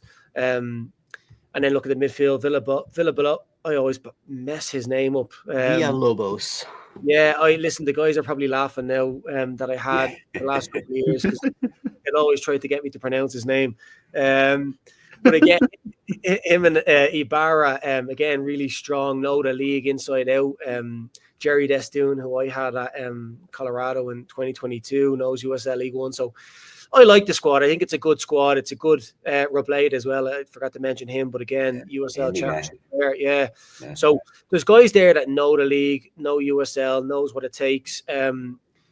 I can see this team gelling together. I think they're going to be good. I do. I have them kind of on like, for me, again, a lot of unknowns. How are they going to come together? Will they come together? How quick will it take for that to happen? How will the coach adapt? Too many question marks, but I do think they're good. I think they're strong, and I do think they, again, I like that. The USL Show ranking 8th, fan ranking 9th. I think, yes, somewhere along that line. They've got a ridiculous amount of depth looking at this roster, especially on the offensive side. When you have Mariona, when I have Mariona and Eduardo Blancas on the bench, like those are good, solid. That's good, solid depth there. John? Yeah, no, I mean, just agreeing with everyone. I think this team is going to be really effective offensively. Like Cerritos in the pocket doing what he wants. Blancas was a player who put up, I think, 96th percentile expected goals in X-Pro last year, or rather expected assists. But a creative player, somebody who knows how to find the ball, drive at opponents. And if you've got Mariona flanking him, like, watch out for defenses across the league. I think I'm a little bit worried about Elijah Martin. How fit is he after that season? That was something of a lost year in El Paso. But on his day, that's a championship level player. There's too much talent for me to think this team isn't in the playoff race, I think. Any final thoughts on the Xavier team? I'm going to say Javier Mariona is my early favorite for young player of the year. Love that. Yeah, I don't disagree with you there, Alex. No, the only thing I'd add is AV Alta, they can make that kind of where they're based. I mean, teams traveling from the to the east over towards the west. Spokane, to be fair, they did have a strong home record. Fuego, not so much. They actually really, really poor record at home, to be honest. One of the worst probably in USL League One history, to be honest. But if Alta can make that home, a massive advantage, play the conditions that they have, they could be really strong at home and really, really tough to beat, which will definitely help them in terms of the standing. So yeah, again, I think if they play that into their advantage, I think they can again really surprise and do really well. All right, let's go on to our 9th ranked team, which is Portland Hearts of Pine, where this is, again, we talk about how do you build a team out the bat. There's not a lot of USL guys here. Alex, who did they add? Well, I guess who was their 11, I guess. Yeah, from USL, they added Sean Venberg from Central Valley Fuego and Patrick Langlois from Northern Colorado. That's it. But if I'm going to do a starting 11 here, I'm going to put Ollie Wright. And I guess I'd put Walter Valera up front. Like, this is a tough one because there are no like proven professional strikers that I can see here. Am I wrong there? No, they've got 3 college kids essentially at the forward spots. Yeah. Everybody's going to be competing for that. So we don't really know until we see them. Go ahead. No, you go ahead. I was going to say also Mikey Lopez. He was a USL guy, championship level. Yes, but yes, championship. Yes. Eamon, I'm just going to go ahead because, Alex, we don't know these names. Eamon, these you've talked about with 2 expansion teams now and, a coach and one Knox of do they know the league? No one on this team, besides 3 people, know the league. How much of a learning curve do they have? Yeah, it's a strange one. So, again, I'll take the coach, Bobby Murphy. He knows the league. I mean, he's with a very successful Omaha team. And obviously then he went to MLS next. So I think for me, and from what I've heard as well from people, that their coach knows exactly what he wants and the identity he wants to bring and how he wants to play. He understands the league and what it takes to be successful in this league. And he has a game model that is going to try and fit that. I've also been told that all these, obviously, you bring in a bunch of, new lads, 24 guys, and try to get them to gel together. I believe they have gelled together quite well. And I think their preseason results kind of show that. I know they played a Rhode Island over in Bermuda and the game was 0-0, but from what I'm told and what I believe, really strong performance, and they really bought into what the coach wanted. And then even more impressive, they go down to Hartford, maybe not playing the full strength Hartford, but again, beat them 4-0. So impressive result, and that tells me that, and from what I'm told, obviously I still speak to Paddy Langlois, a player that I had, excellent number 6, one of the best 6s in the league. I thought he was the unsung hero last year. Him and Jackson together were excellent, Jackson Dietrich. But I know what he brings. I heard really good things about Poon Angeron. I've heard he's really, really good. So for me, when you bring all those players together, yes, a lot of them don't know USL League One. A lot of them, first time pros. So many question marks in terms of that. But if they buy into what the coach wants and the coach can get that out really early, which I believe he has, and they have a way of playing already, and his game model is based off, from what I'm told, USL League One and being successful in USL League One when he was under Jay Mims at Omaha. I think they're going to do well.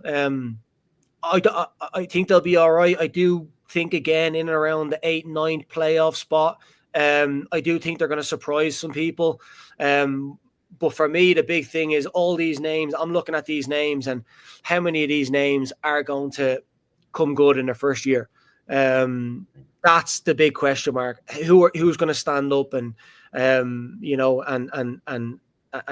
take kind of USL League One by storm? That's the big question mark for me.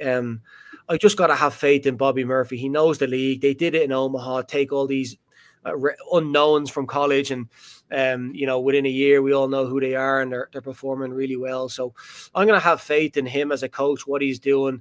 I know behind the scenes Portland are doing absolutely amazing things. I think the stadium's going to be rocking. Can they get that to their advantage as well? I think they're going to do well. I think for me, Portland are going to be my big surprise kind of package this year.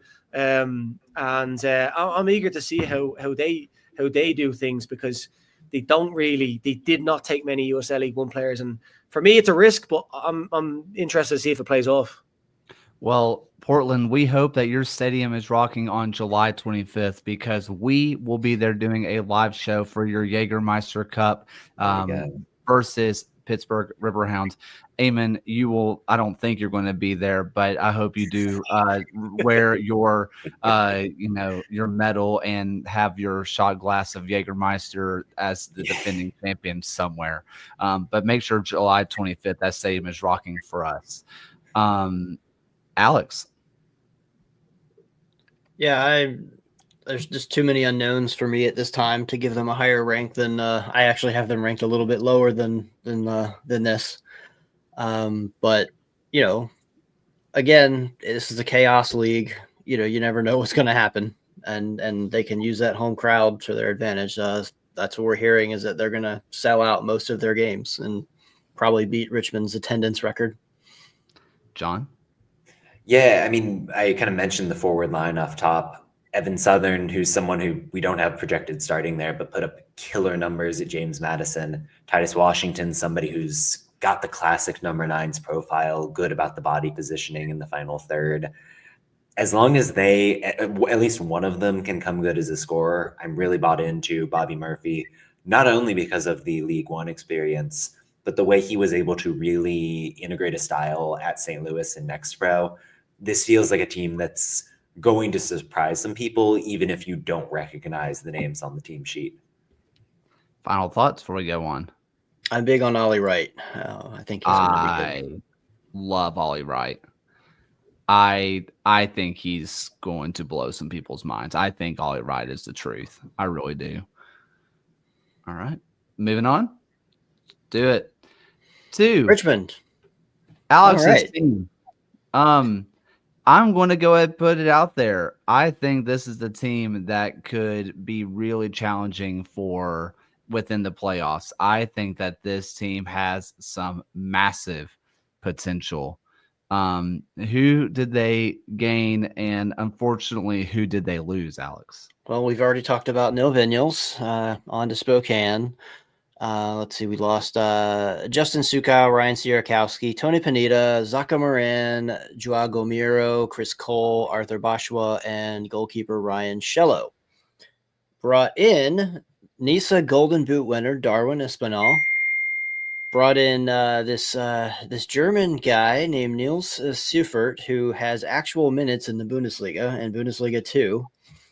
But we got him from the Finnish 3rd division. So there's a lot of questions there that are still unanswered. Got Hayden Anderson from Greenville. He had a kind of a breakout season last year. down there, and kind of, I guess, fell off the depth chart, so became a free agent. I think that's going to be their loss. We brought in Melvin Pierre-Louis from FC Motown. Matt Bolduc returns after missing last year and winning the championship with in Nisa the year before, as well as Jonathan Canagua, a local kid who went to VCU, a midfielder. Eamon, this is a team I mentioned that I think can really make a real push. This is a team that seemed to figure it out when they put Sneddon in goal. Local guy. It seemed like they kind of shored up the goal position there. Then you look at this front line of O'Dwyer. You got Bill Hart. You got Espinal. And then you got Terzaghi. Terzagi's name speak for himself. Am I completely crazy here, or is this front four enough to will them into the playoffs alone? I mean, I feel like I'm at times opposite of you, Kaylor. I'm not sure. Like, I'm looking at it again, and Alex, I'd love to get your opinion on it as well. Obviously, you know them inside out, but when I'm looking at that, and I don't see them being stronger than last year. I don't know where I can point and say, "Oh, got stronger there." I don't. I think look at Espinal is he was excellent in Nisa, I think it was over last year or so. One of the best players there. Look, he's a solid addition. Is he better than Vinyals? I'm not sure. Terzaghi, again, how is his preseason going to go and his injuries? Is he going to be the Terzaghi of a few years ago where, listen, he's absolute goal poacher, 100% up there for Golden Boot? Or, you know, is he a year older, and is he going to be, you know, the production of last year, which obviously he missed a lot through injury. So again, that's the question mark there with him. Obviously, if he's flying, he's absolute a Golden Boot contender. But I just don't know. Again, Alex, I'd love to get your opinion on. For me, I don't see them being stronger than last year. I do think Sneddon's excellent, actually. I'll just add that in. I really thought he was excellent towards the end of last season. But I don't see them a lot of same names as last year. So why would they do better than how they performed last year? I'm kind of starting at the same mindset. I have them at 9th, 10th. You know, I do think that maybe there's a slight improvement, but we don't quite know yet. But at best, it's an even. You know, it's even, and we saw how, you know, the team performed last year. Kind of just like snuck into the playoffs after a season that didn't really go that well. And I think when I spoke to you, Eamon, about this, is about similar to Knoxville. Like you told me that you could absolutely beat them on their transition, the possession ball. Yeah. I look, Darren again. We're talking about somebody who's coached in the league for years. He knows what it's about. Excellent coach. I do, again, and Alex, again, I'd love to know the opinion in the background with the fans back there in Richmond, because look, when I came into the league in 2022 as the head coach of Northern Colorado, Richmond were, you know, coming off being winning the regular season in 2021. Excellent, hard to beat. And they've always been really tough to beat, hard to beat. And then they obviously had strikers. They gave up possession. They didn't mind not having possession. But then they always had strikers. Somebody like Terzaghi, Vinyals, Bolanos when he was there, that could absolutely score goals for fun. The last couple of years, they've become more of a possession-based team. They like to play around a lot more. And I guess I then they I don't know what their budget is like, but they brought in a lot of young players. They've obviously looked their academy, from what I hear, excellent, doing really, really well. But it was almost like they were giving over, hey, we want to win, try to challenge, try to make playoffs, we want to produce players, younger players. Can we sell them on? And this is how we're going to play. If we're going to sell on players and we're going to adapt, grow them and develop them, well, then we need to, instead of maybe hunkering in and kicking the ball long or being hard to beat, we need to play a little bit more. We need to showcase their talents. We need to possess a little bit more. And results suffered when they changed the tactics. But again, I don't know, what are they trying to do? What is they used to be a team that wanted to try and compete and challenge. I don't know what they're doing anymore. I know that they're building a really top academy and producing younger players, but is that at the expense of actually trying to be successful on the pitch in terms of results? I think it's a sustainability. It's trying to set an example of sustainability with the rest of the league, because eventually a lot of the teams are going to realize that they're losing money shelling out for all of these veterans. So I think it's a path forward. And yeah, results are going to, we're going to sit in the middle for a little while until the rest of the league either adopts or more investment is put into Richmond. But, I think that's what it is. Yeah. Any final thoughts on this Richmond team? So, Alex, my last question to you. So are that team, that squad, as a fact, them better than me, are they stronger than last year? I've got them at about even, with some question marks here, because I'd like to see Darwin Espinal and Neil Stufert in regular season action before, nothing really like there was nothing mind blowing in preseason. It was a decent preseason, but like I said, there's nothing really stuck out. So I'd like to see the performance in regular season. All right, let's go ahead and move on. And we're going to try to go through these last few pretty quick, because we are starting to get to these places where there's actual holes in the roster. But I see a spine of this FC Naples team that I love. Obviously, there's no one to lose. So who do they have, Alex? Yeah, Jake Dengler and Breck Evans and Lalo Delgado are the big veterans, along with Chris Eckenberg, Gustavo Fernandez. Max Glasser came in from Monterey Bay. Jaden Onen from Lexington. He had a Young Player of the Year nomination 2 years ago, but kind of fell out of the depth at Lexington last year. Let's see, who else do we have? I've got O'Connor, Joffrey, and Farron up front. Any thoughts on your differing roster there, John? Oh, is John here? No, John's internet died on him. Eamon, I'm just going to, when I look at this spine, right, I'm looking at a Heckenberg, Dengler, and Delgado. I'm straight up the middle. Heckenberg, not really himself at Fuego. Take that as you will. But if he returns to the Tormenta version of Heckenberg plus Dengler plus Lalo, is that enough to push them to a playoff spot, or is there just too many holes and question marks surrounding them? Yeah, I have too many question marks. I do think, look, Lalo Delgado, absolutely excellent. Again, I was hoping he would make that jump to the USL Championship, because I think he's that quality. I think Lalo, Breck Evans alongside Dengler know the league. They know what it takes. Breck, excellent centre half, left sided centre half, one of the best in the league. And then obviously Heckenberg. I think they're going to have absolutely massive seasons. Massive seasons. Those four in particular are really going to have to stand up and really be playing on top of their game. Because when I look elsewhere, all right, Ian Soro, yeah, he was, USL Championship with RGV. Onan kind of just hasn't found a home. And then again, for me as a coach, I look at their coach, Matt Poland, coming in, and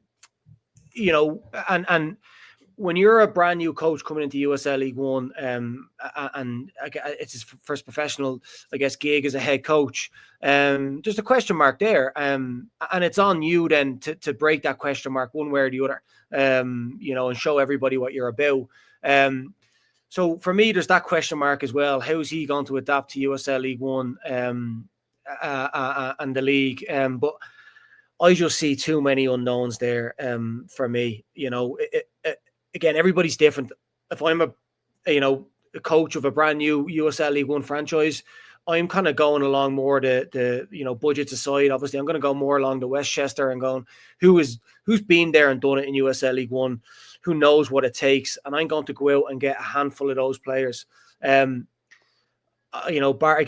Delgado, Evans, Breck, and obviously Dengler and Heckenberg. Bar them 4 players there. I don't think there's enough. I don't. I think there's too many question marks and too many holes there. Alex? Yeah, I'll say for Naples, a lot of the players that have gone there have said it's been a wonderful change of scenery.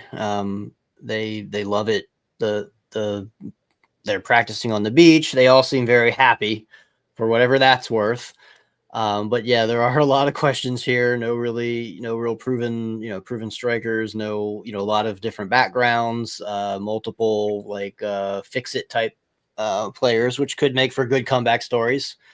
But yeah, I don't at this time. I don't see this team being a playoff contender. Before we move on, Eamon, I do have a question, and it's about Onan on the left side. He came in hot and just hasn't refound that, was it runner-up, young player of the year. Is there something on the pitch that you see that could really just change and fix his game? No, Onan's a talented player. Funny enough, I keep saying I talked to him over a Zoom call and very close to signing him in 2023, and then he ended up going to Madison. Very close to signing him, I was. I think he's a player that plays on the edge. He has that kind of something about him where yes, he can turn it on, but can play a little bit loose at times. So he's going to have a massive season for Naples, I feel, if they're going to be successful. But again, a question mark on him, because you're right. He was at times in Madison, he was really, really good. But then Lexington, it just didn't work out. So how is he going to approach Naples? I think if he's going to be successful, he's going to have to change his mentality and approach it in a different manner if he really wants to have a successful season. Any final thoughts on this team? All right, let's go to the Charlotte Independents, where they got a little bit of the Chattanooga Red Wolves treatment, and everybody took their best players. Alex, who'd they lose? And they lost some big ones. They lost Miguel Ibarra, Joel Johnson, Tresor Mbuyu. I'm hearing Gabriel Oberton is not coming back. JC Obregon, Austin Pack. I mean, they got decimated in the offseason. They did bring in John Beccaro from Championship, as well as Rafael Hagagui, for a 21-year-old who has 5 years of professional experience with Sacramento. And they brought in Michael DeShields from Hartford to play center back. The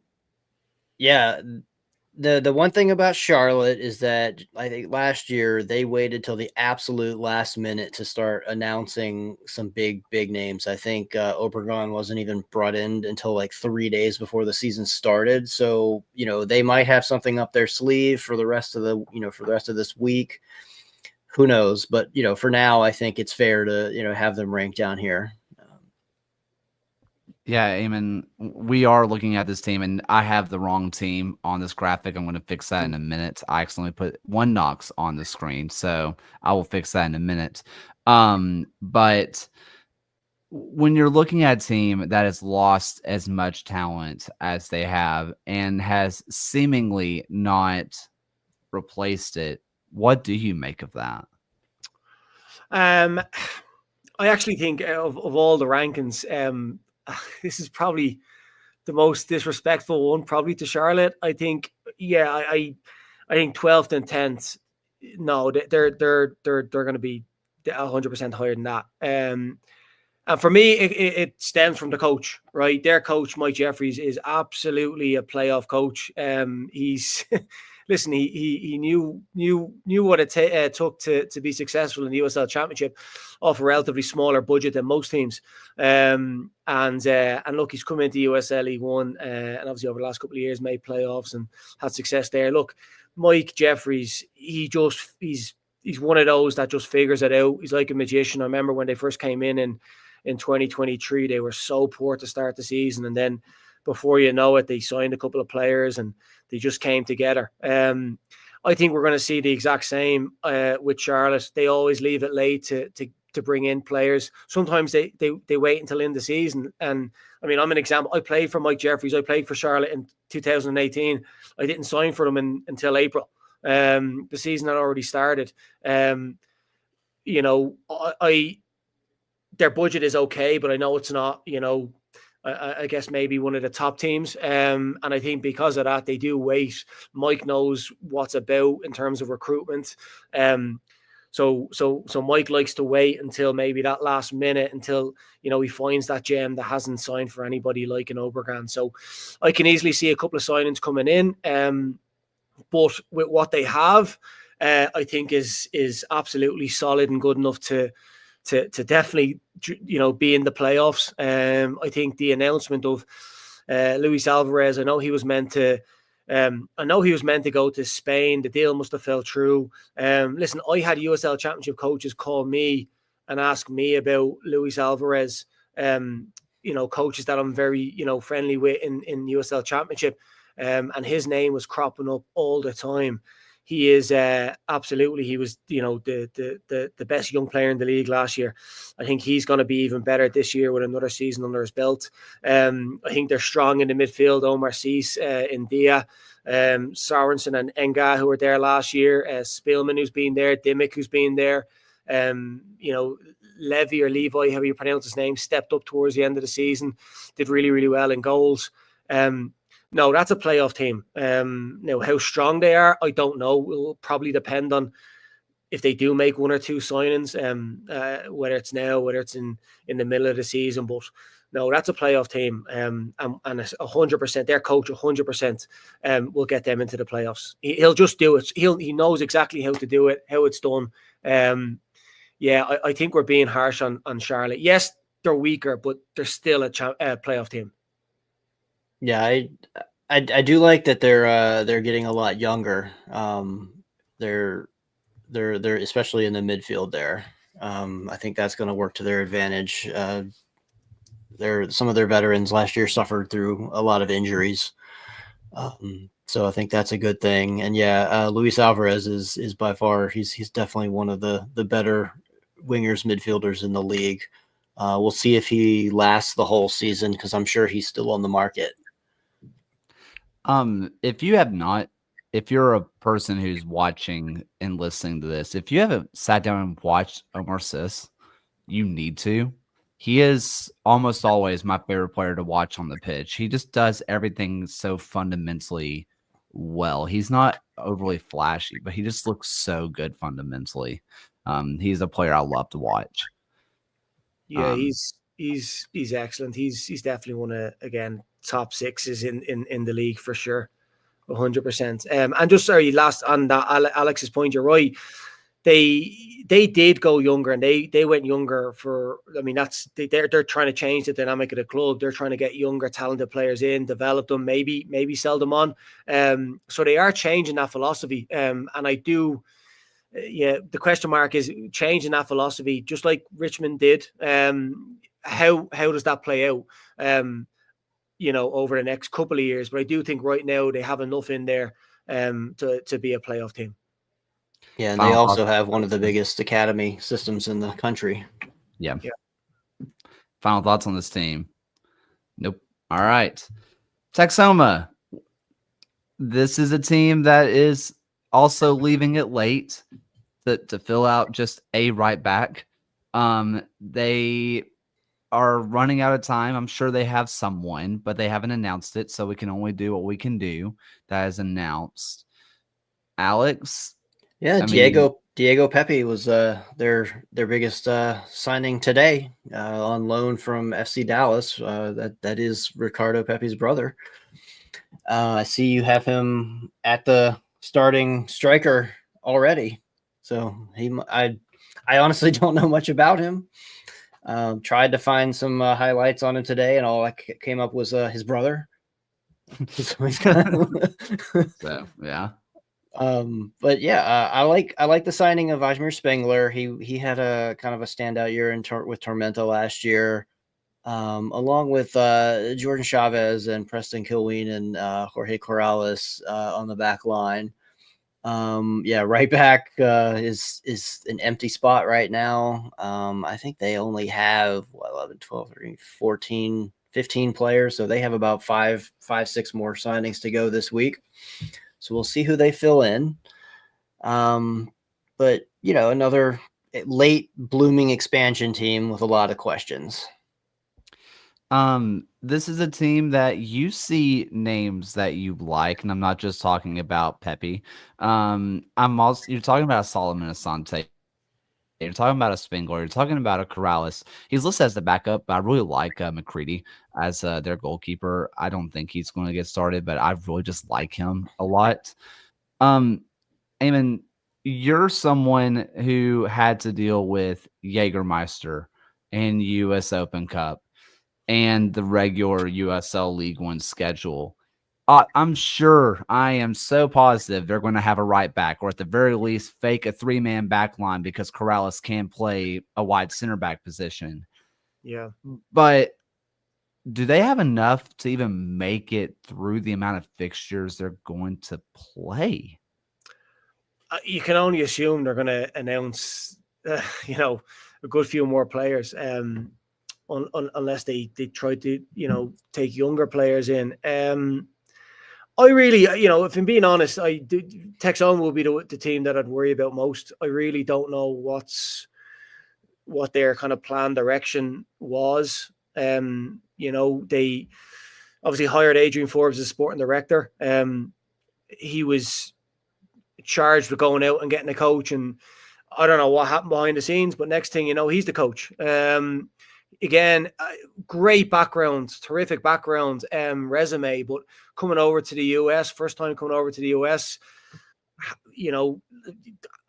doesn't know the system, doesn't know USL. It's completely different in England and Luton and the academy and new systems there and then USL in America. So that's, again, massive question mark. Took an age to announce a player. When they did announce a player, it was a goalkeeper who may or may not start for them. It's been strange looking in from the outside at how they're trying to build this team and build their roster. The league is starting this week, and we're like, where's the rest of your squad? So, really like Asante. I think he's, again, we talk about him playing and what a career he's had, USL Championship, but also a leader, knows how it's done. Spengler, I like that signing. Diego Pepe, I know a little bit about Diego Pepe. He's not a goal scorer. He's people obviously think, Diego Pepe, Ricardo Pepe, he's an absolute monster in front of goal, which means you must be a goal scorer. I think he's more of an attacking player, attacking midfielder. I don't think he's a goal scorer. I think his stats from North Texas kind of back that up. I think he got 2 goals in 20 odd games. So Donald Benemna, I had him at Northern Colorado Hailstorm. Listen, he retired at the end of the year and now he's back again. Again, mentally, I don't know where he's at there in terms of playing. So I have too many question marks about this team, and I really don't know what direction. And it might sound harsh, and they're all going to prove us wrong, but you look at the other new franchises that have come in. Westchester, all right, we know what you're doing there. AV Alta gone out, signed some really good players as well, strong players. Portland, I have every confidence in their coach, knows the league, being around the league. I just don't know what Texoma, how they're going to get on. I do worry about them. Out of all the teams coming into the league, I would look at this team, this squad, just how they've gone about their business in the off-season, how they went about their business in terms of hiring a coach. I'd look at all that and go, I don't know what you're doing here and what direction you're going, to be honest. Alex, your thoughts? Yeah, it does kind of feel like Forbes is underestimating the league with what he's put together. Like maybe there's some few big names to come out the next few days, but yeah, for now it does seem like they're kind of underestimating the talent level in the league. Any final thoughts before we go on to our final team of the night? It is, as you could probably guess, the Chattanooga Red Wolves, who are returning, if I have kept up correctly, only 3 goals from last year's season. Only 3 goals. Yep. This is a team that has been ripped to shreds, and that's kind of the story of Chattanooga Red Wolves. They get a few guys that can score, other teams take them. This was a team that was described by a USL coach who will remain unnamed as a team who could be more of a Daichi ball smash and grab kind of team, and that's what you can expect from them all year long. So what were all the goals that they lost, Alex? Well, they lost Ropapa Mensah and Siobhan Marsh to Greenville. Mael Malongo went to Monterey Bay. Stefan Lukic went to Tulsa. That covers a vast majority of their goals right there. And then they were backstopped by TJ Bush, who had an outsized number of saves, even for a team that gave up an outsized number of goals. So that's a big loss there. And it looks like they're going to throw Jason Smith, fresh out of Syracuse, right to the Wolves, as we see here.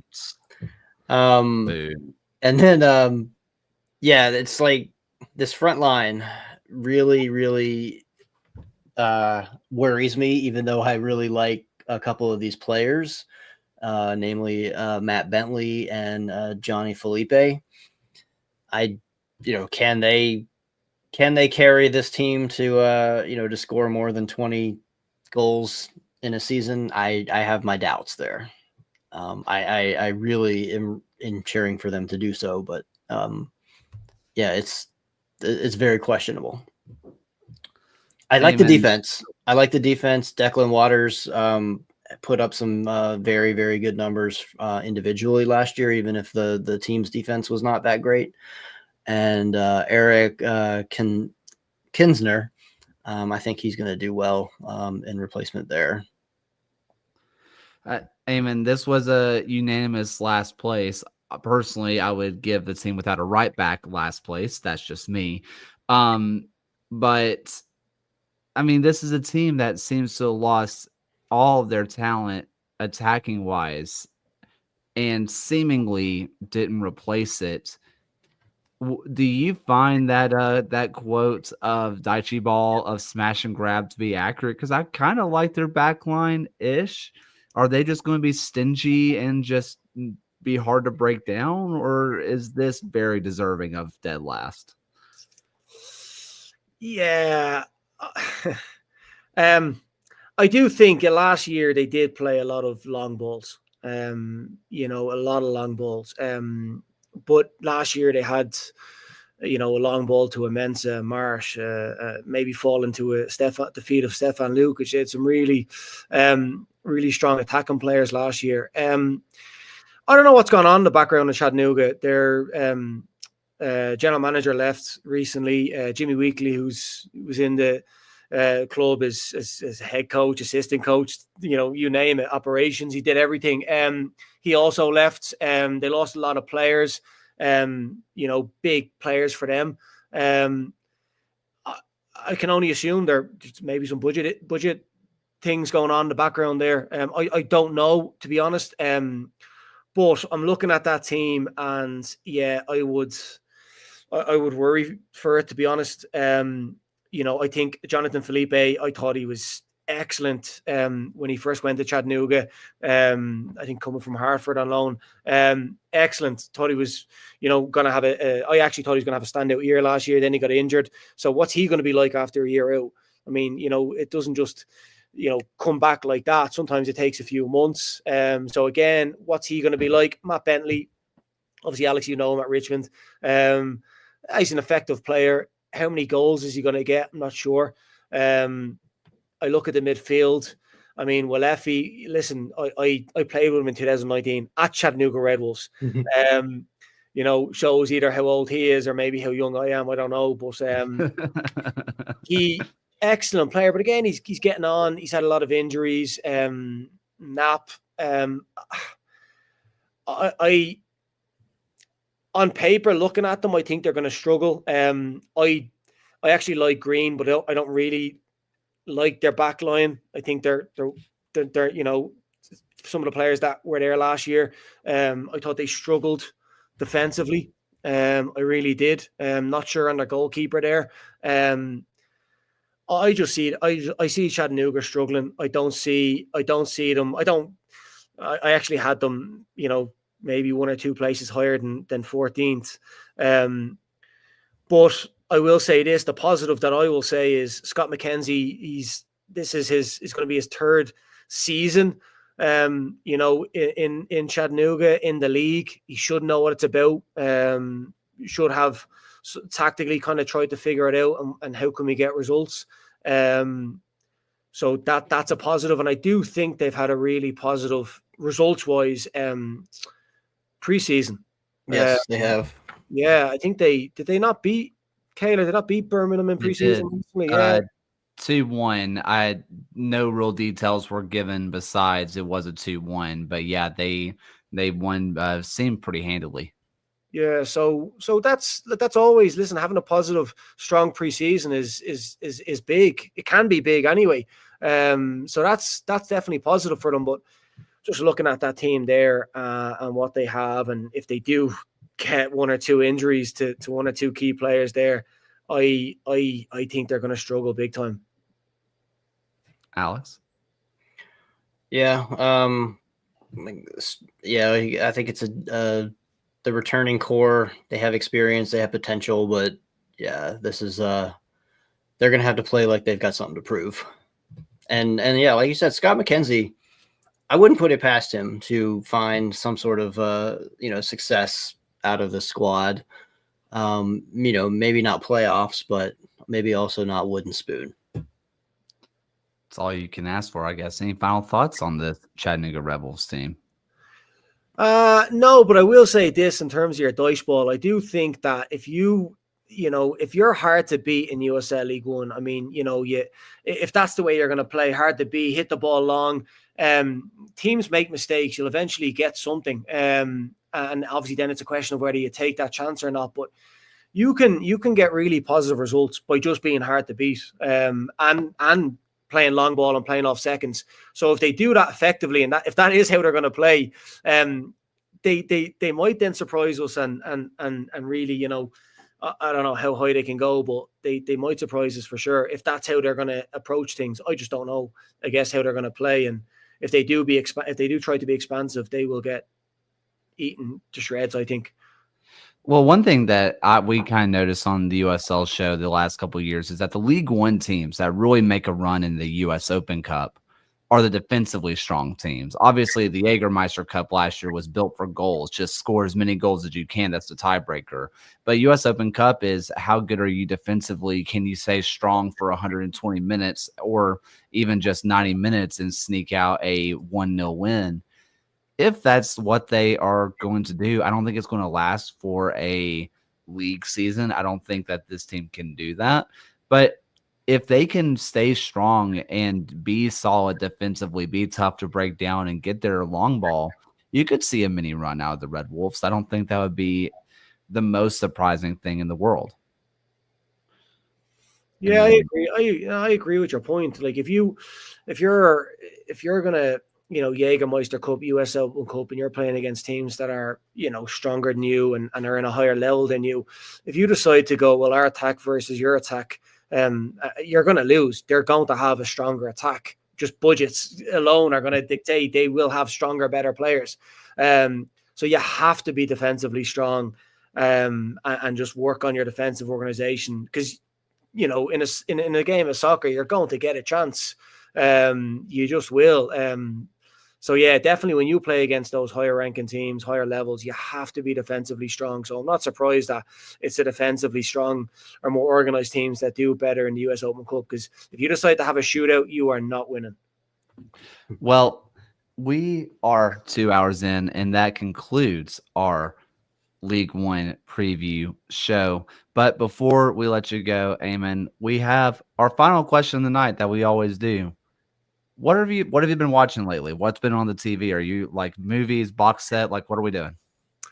Okay, well, the boring answer would be I'm watching a lot of soccer. Like, I mean, a lot of soccer. The season started back in Ireland, so I watched that. Obviously, you have Champions League today, English Premiership, MLS, USL is going to be starting. I'll be watching that. So that's the boring answer. I'm trying to think, what have I watched recently? I have like a movie card. I go to the movies once a week. Like, I'm a big like movie goer. Like, I'm big on movies. I'm trying to think if I've actually saw anything of substance recently. No, I don't think I have. No, I like game shows. I don't know if any of you guys watch like The Floor on Hulu or no, any of Gordon Ramsay shows. I do like the Gordon Ramsay shows. I watch all of Gordon Ramsay shows. So kind of that keeps me busy. Yeah. That tracks. Eamon, if you don't mind, I know you said you've been watching a little bit of League of Ireland. Can I ask you about a player? I don't know if you've been keeping up. Ethan Coase, he played for Kerry FC last year. What position was he? Center back. Yeah, I watch. So, first division, I don't watch as much. Like, I do watch more, obviously, the Premier Division, and I actually watch the teams that I used to play for. Sure. So, no, I know Kerry definitely were stronger last year. They came into the league in the 2023 and not bottom of the table. Last year they were a lot stronger. Do you know what? Is he there now this year? No, he's already signed with Birmingham. I just didn't know. I didn't even know. I must have missed that. And I usually get everything, but I must have missed that. A lad from Kerry signed for Birmingham. Yeah, he was great on trial. He's only a 23-year-old, but he played professionally in Ireland for like 2 years. So, I mean, he looks like he's played professional ball. I can't find any film on the guy in Ireland. You'll struggle. Highlights and all that kind of stuff you find on the Premier Division teams. It's tough at times to get the First Division teams. I don't know, but yeah, I'm going to keep an eye out and see how we got on, because when Kerry defensively weren't great last year. Now, they were really good. They had a striker who was really, really good, but defensively, I'm not saying it was not his fault, but they weren't great defensively last year. I know that much. Gotcha. Alex, what's been on your TV set? We are watching Apple Cider Vinegar. It's a show on Netflix about a wellness influencer gone wrong. Interesting. Very, very dramatic. Jumps around a lot, but it's a pretty fascinating show about getting caught up in fake science and things like that. Interesting. And for us, some people dying. Of course, the good stuff. And what are you watching, Kayla? Well, that's the funny bit. So right now, my wife has been watching a lot of Fuller House, which is the updated, obviously, Full House, but she never watched Full House. So I'm having to explain Full House to someone watching. It's been a wild ride.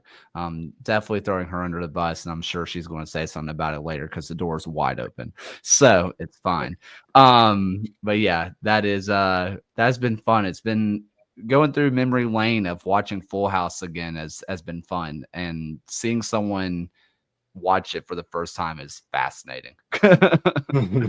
So yeah. All right. Well, I think that is just about it. Eamon, thank you so much for hopping on. It's been awesome. It is great to talk to you again. Cannot wait to see you back on the sidelines whenever that may be, because you And your sweaters. deserve it. And the sweaters, of course. Yeah. In the 100-degree Richmond heat. Anything for a win. Or I feel, I have superstitions. I have to. If I wear something and we win, I have to wear it again. I remember that day getting abused from the. It was so hot that day. Yeah. I was sweating. Like, I was absolutely sweating. I wanted to just rip it off, but I'm like, no, I got to keep it on. I think we ended up winning 2-0, 2-1. Yep. So It worked. Is that the closest you've come to just saying, screw this, I can't take it anymore? Yeah, it's happened a few times. I did do it once. I wore a sweater we played Omaha. Wasn't last year, the year before, and it was too hot. I had to take it off. We ended up losing the game, so I haven't took off a sweater ever again after that. That was the only time. It's incredible. Well, look, thank you all for listening. It's been an absolute blast. Again, thank you, Eamon. Thank you, Alex. And go give love to John. His internet died on us. And of course, go check out our sponsor, Equip Studios, if you want cheap quality kits for your whatever, SG, or for your local Sunday League club, whatever you want it to be. Thank you again so much for listening. It was been an absolute blast. And for the first and final time tonight, here's Alan. Thank you for watching another episode of the USL Show. The USL Show is now proudly part of the Protagonist podcast family. Please go to protagonistsoccer.com to check out more work. Thanks for stopping by, and we'll see everyone again next time.